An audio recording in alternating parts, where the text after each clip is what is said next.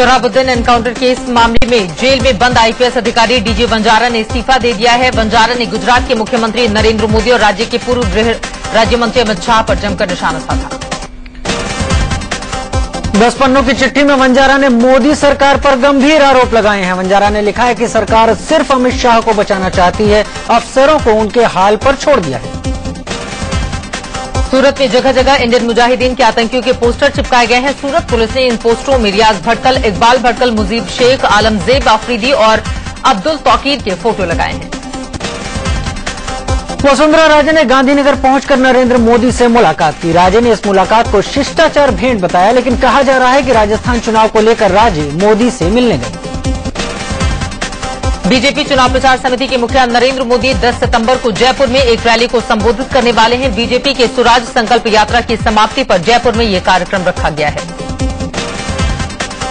नीतीश के एक मंत्री इन दिनों बंगले के लिए हाय तौबा मचाए हुए हैं। बिहार के भू राजस्व मंत्री रमईराम ने धमकी दी है कि अगर उन्हें मन मुताबिक बंगला नहीं मिला तो वो रोड पर रह लेंगे।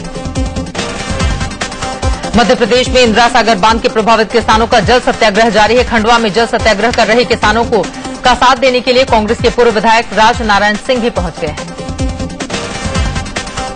नागपुर में शिवसेना ने एक सेक्स रैकेट का भंडाफोड़ किया है। शहर की लोकमत बिल्डिंग में आयुर्वेदिक मसाज पार्लर की आड़ में सेक्स रैकेट चल रहा था। दिल्ली के न्यू अशोकनगर इलाके में 11 साल की एक बच्ची से रेप की कोशिश का मामला सामने आया है। लड़की को नशीला पदार्थ खिलाकर उससे जोर जबरदस्ती की कोशिश की गई। राजधानी दिल्ली एक बार फिर रेप का मामला सामने आया। एक लड़की ने गुड़गांव में रेप की शिकायत दर्ज की है। गुड़गांव पुलिस ने केस दिल्ली पुलिस के पास ट्रांसफर कर दिया। पीड़ित लड़की के मुताबिक दिल्ली के नेहरू प्लेस इलाके में उसके साथ रेप किया गया। आरोपी बिजनेसमैन रोहित हांडा ने नशीला पदार्थ खिलाकर उसके साथ रेप किया।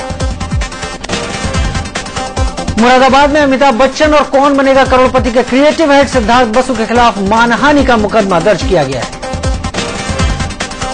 लखनऊ के एमसी सक्सेना इंजीनियरिंग कॉलेज की एक छात्रा ने 30वीं मंजिल से छलांग लगाकर खुदकुशी की कोशिश की।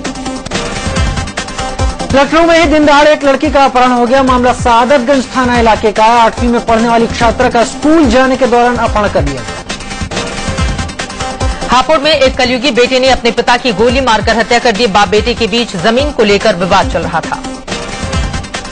कानपुर में बिजली विभाग की लापरवाही की वजह से एक कर्मचारी की जान चली गई। यूपी के चंदौली में गंगा में आई बाढ़ ने लोगों की मुसीबतें बढ़ाकर रखी हुई हैं। यहां के 112 गांव महीने भर से बाढ़ के पानी में डूबे हुए हैं।